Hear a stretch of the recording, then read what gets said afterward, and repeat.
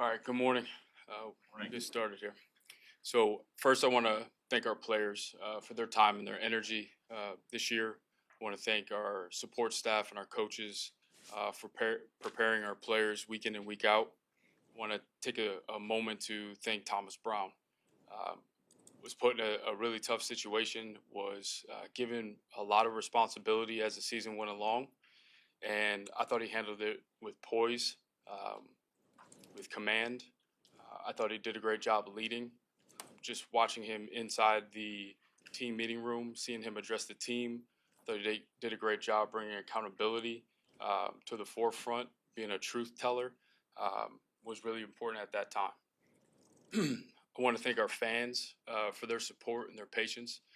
I understand their frustrations just with where the team is right now, and they have my word. I'm doing everything I can, and we are as an entire group to get this thing back on track and headed in the direction it needs to be, and they can take pride in their team. I want to give a special shout out to Jalen Johnson for making Pro Bowl for the second year. That's no surprise from anyone in our building. His preparation, his detail, his process is always on point, and that's allowed him to be successful and consistent. In terms of injuries, some of the long-term ones with surgery, Braxton just got out of surgery a couple of days ago with his ankle, and he's healing up. Billings got his pec repaired. He is out of the sling already and getting stronger, which is no surprise. And Jalen Jones also had a shoulder operation as well. In terms of the concussion guys, Brisker and Bates, they're feeling back to themselves. And I got faith in all those guys that they're going to be back ready to help us next year. I don't have a specific timetable in terms of their return, but they're heading in the right direction. In terms of UFAs, we have just a few of them in terms of our starters. And we have a couple guys that definitely will be up for some type of extension this offseason. But I think it's really important to wait for a coaching staff to be in the building because we want to make sure we have that alignment with vision, fit, and role as we move forward. Looking back at the season, not happy with the results. It's been a long season where those Mondays have been really, really difficult because we continue to come up short. And I have to take responsibility as the leader of the football operation for that. And I also have to make sure that we find solutions to make sure that we don't make that mistake again and we can continue to improve. I think anytime you have struggle, but I also think when you have success too, it's important to listen, reflect, learn, and adjust to make sure that you're putting yourself in a good position. I also think part of that is taking a look in the mirror to make sure that, just in terms of myself as a leader, I'm doing everything that I can to help our football team. After spending time going through the exit process with our players yesterday, reflecting and taking time to look back, one of the things that popped out, and I think it was a common theme, is I think we have to change back to our process over outcome. I think this year, with the excitement of the season, it was very much outcome over process. Winning, expectations, all of those things, which goals are fine. You never want to back down from that. But the detail, the accountability, the competitive poise in critical situations, finding a edge to win games is something that we came up short with. I think as a front office, we got to continue to add talent to this roster. We have to make sure that the players we bring into this building also fit the culture that we want so we can continue to make strides forward. So I'm disappointed, just like our fans are, but I'm not discouraged. I believe we have a strong core of players that we're going to connect to the right staff as they come in to make the progress that's needed. I'm grateful for George and Kevin and their trust in me to continue to get this thing back on track and get it corrected. I do want to address some of the things that I've heard about the relationship between Kevin and I that couldn't be further from the truth. We spend almost every single day together talking about solutions and direction of where we want to be and where we're going to go. Um, I mean, it is so far from the truth. It was a little disappointing to hear that, to be honest. But we do have the strong core that we're going to get with the right staff and make things happen. I was proud of the way some of our core veteran players played this year with DJ, Jalen Johnson, TJ Edwards, um, Kevin Byard, Cole Komet. And I was very excited and happy with the development of guys like Dexter, Darnell, Rome, and Caleb. Looking at Caleb, I thought he did some really good things, but I also know that there is so much more left in him and his game and his skill set. I love the flashes that he showed. I love the 2-minute drills and his ability to put the team in a position to win games multiple times this season. That is a championship caliber trait. We watch that, especially this time of year moving forward. We watch that happen a lot, and we're going to continue to build off of that. We have cap space, we have draft capital, and like I said, we have continuity to continue to roll forward. In terms of our coach search, we've taken the last month or so to prepare our process. We've taken time to look back at the past processes to make sure that we're making changes and adjusting so that this is an absolute success. We've been in information gathering mode, looking at data, research, making countless calls to make sure that we have everything we need to make a sound decision. What we're looking for clear vision, a developmental mindset, really good game management, and obviously a plan to develop a quarterback is going to be a key part of that as well. We're going to cast a wide net. It's going to be a diverse group. There's going to be different backgrounds from offense, defense, special teams, college, pro. We are turning every stone to make sure that we're doing this the right way. We believe that's going to be really, really important. There's going to be some names that you don't expect that are going to surprise you because we're digging deeper than we ever have before. In terms of timing, we're going to move with urgency, but we are not going to rush the process, again, because we want it to be a sound process. In terms of the interview panel, it'll be George, Kevin, Matt Feinstein, who does admin with me, football admin, Jeff King, who's on my staff, Liz Geis, who's in HR, and obviously I'm missing Ian there. I think it's really important to allow Ian to go through his own interview process if that pops up. If it doesn't, he will be in that group as well as we move forward. And then our senior leadership here with the Bears is also everyone's gone through the league training in terms of inclusivity and sound hiring practices that the league puts in place. And as we move forward in our process, they will have time to spend with our candidates, especially as we get down to the finalist group. I'll open up to questions. When you talk about looking in the mirror Yep. and re-examining past processes, Yep. what were some of the errors you made in hiring Matt Eberflus, Luke Getzey, Shane Waldron, and how will that inform you to get this right? Yeah, I think it's a couple of things that I mentioned is just casting a wide net. I think it's adding more data to the equation. It's digging deeper with our research. All of those things are really important. I think also knowing the team and where it is right now, knowing it better than I ever have before, that's important. I think as you go along, you gain wisdom every single year and every experience that you go through, and that helps you make better decisions as you go. Ryan, given the historic nature of this year's failure, what specifically are you willing? What was it? Given the historic nature of this year's failure, what specifically are you willing to take ownership of that contributed to the unraveling? We lost games, and at the end of the day, the wins and losses and the record, that's on me. I'm in charge of the football operation. I've been entrusted to get this organization to a championship caliber, and we came up short with that, and I have to take responsibility for that. Your plan for Caleb was very specific and very elaborate. Yep. His entire rookie season was subjected to disruption and stress. What Can you explain the disruption and stress part? offensive coordinator got fired, his head coach got fired, a lot of turmoil throughout the course of his rookie season. What went wrong with your plan? Yeah. Obviously, there's some things when there's a staff in place. When we went through the interview cycle with Shane, I think there's some compatibility things. I think there's some challenges with pairing, and I answered this before, a rookie quarterback that has a lot of growth. He had 37 starts, in college. You'd like to, have in that 35 to 40 range, and there's a lot of growth there, and there's some compatibility to make sure that it's being taught the right way. And I think there were some hiccups there, and again, that's part of the ownership piece that I got to take. Ryan, how will you? As the organization set up this coaching search and is trying to make it as attractive as his job as possible, were you given a contract extension?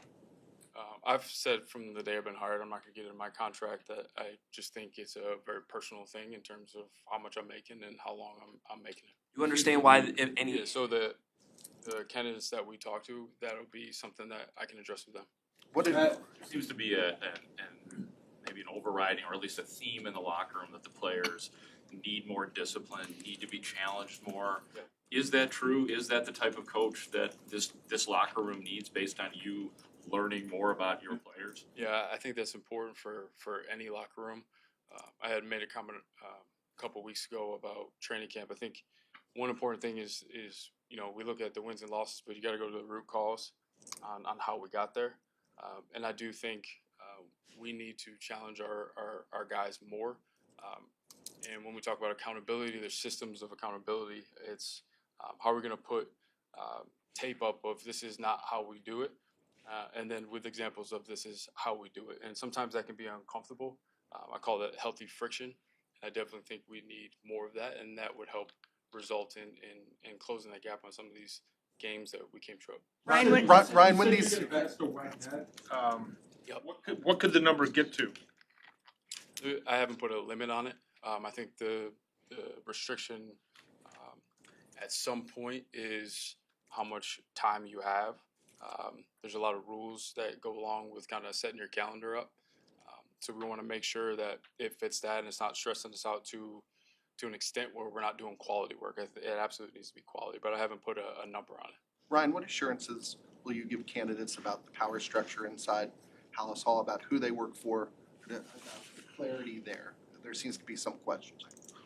Yeah, no. So I'll end up selecting the coach. I'm taking the lead on that, and George and Kevin have put me in charge of that, and that'll be the relationship between the coach and I.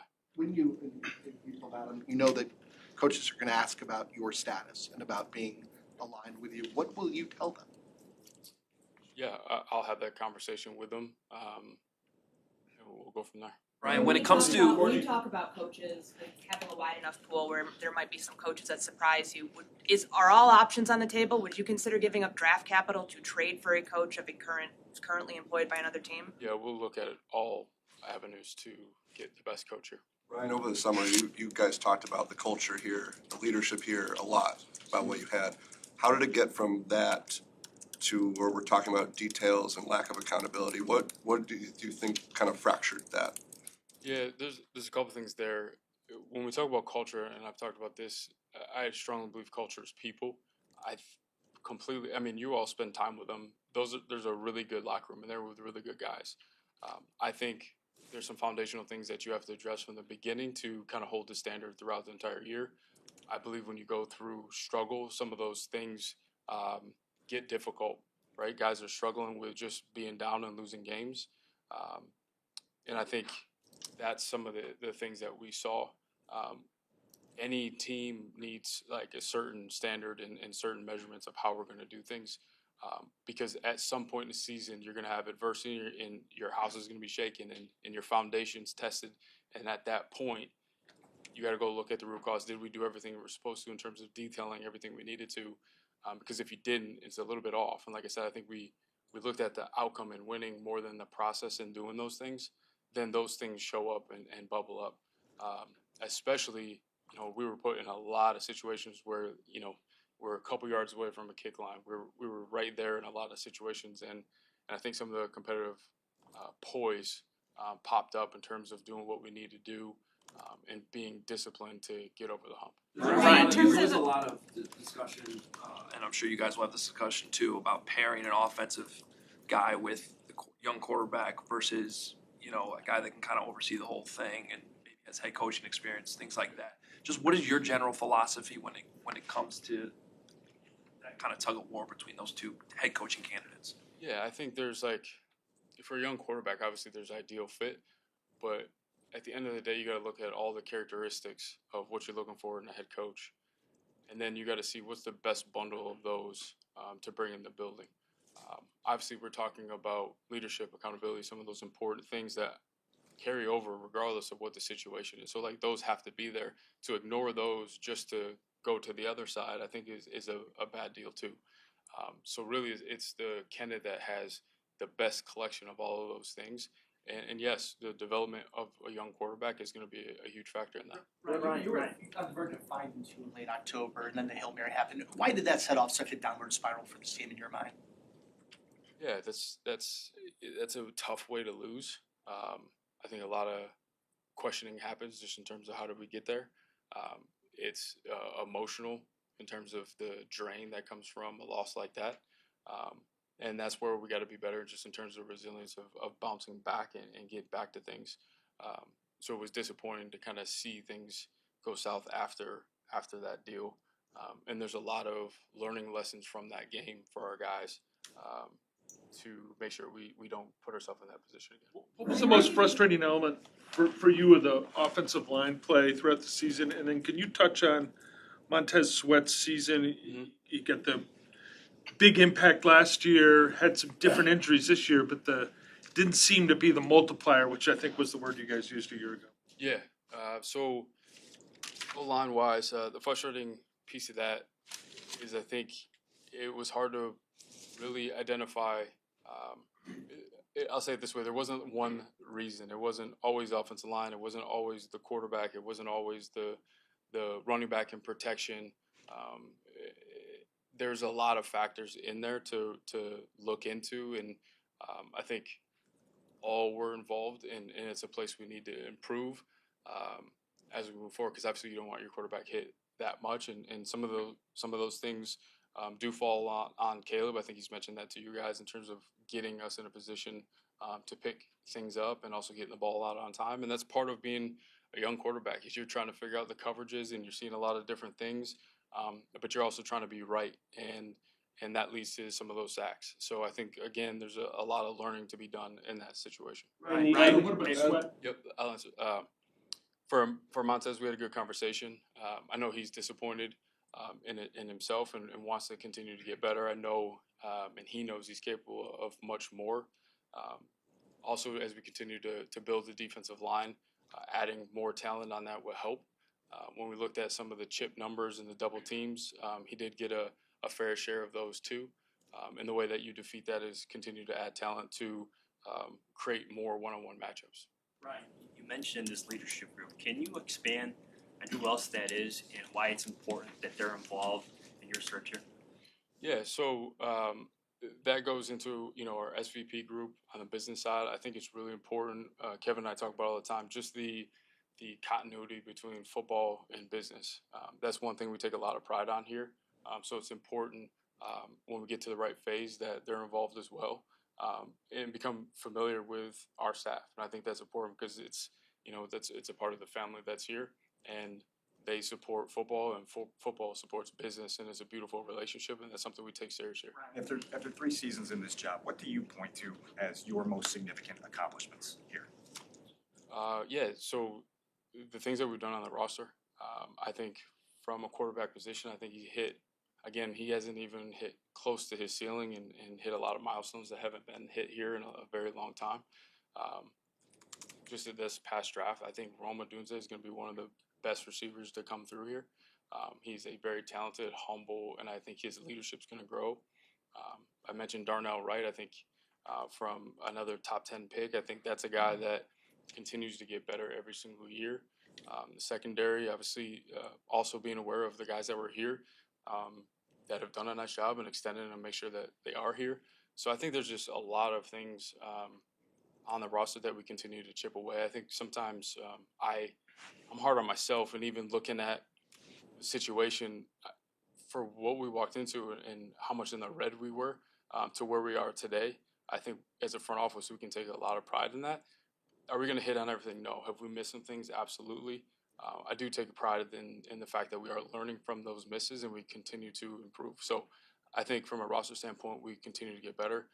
Where I want to get better is supporting the coaching staff to make sure that we have all the systems in place to make sure that things like happen this year in terms of the accountability, things like that. I want to make sure without micromanaging or getting into things, like just awareness to make sure I'm pushing forward and being a good partner to say, hey, let's make sure we hit these things so that they don't manifest later. On that topic of accountability, you alluded in the pregame show a couple weeks ago that you traced some of this back to issues that popped up during training camp. What specifically are you referring to with that, and why didn't that get addressed back in the summer? Yeah, I think I mentioned it before, but we were just talking about discipline. Like we had some mistakes in pre-snap penalties, and we had a couple, they call them dojos, like don't jump situations in 2-minute drills that some of them showed up in practice, and it was addressed. But could we have done more? Could we have pushed more to make sure that they don't show up on game day? Ryan, are you guys using outside consultants in the coaching search in any way? Background, any of that? Okay. Brian, Background, yes. To do some background work, stuff like that. Speaking of background work, why is the list so long? You guys have had a month and a half to, you haven't been able to interview coaches over the last month and a half, but you've been able to do a lot of research, and you could have narrowed that by now. There's some intriguing candidates that we want to talk to. Ryan, you put a lot of The locker room needing more leadership. Say that one more time. The locker room itself needing more leadership, like the players are asking for a coach, but I'm wondering if you're looking at the locker room right now thinking, I need somebody to come in there and. Yeah, well, we definitely will take that into consideration as we add more talent to the roster. I've also challenged in some of our exit meetings some of our guys to take the next step to lead as well. I was in the same category, and some of our guys were too, in terms of, I saw this and I just was, should I say something about this? Should I step up? And I encourage all those guys, we got to get to this place. We've been together long enough. There's continuity. We aren't going to take things personal anymore amongst each other, both in the front office and in football operations, but also in the locker room and in coaching. Like we got to be able to have healthy friction, like I talked about, to say, hey, that's not the way we're supposed to do it. Let's clean it up and get better. Because again, that will show up later in the season. Ryan, what's the You stood by Matt Eberflus believing in his leadership ability. As you go through this next search, how do you properly identify what a leader looks like to run this football operations here for you? Yeah, just more sensitive on the follow through and the actions that come with, we all talk about a lot of things, and there was some follow through. I think to say like it wasn't all there, that he didn't do what he was supposed to do, would be false. I think it can be done stronger and more consistently, again, to make sure some of the little things don't pop up later.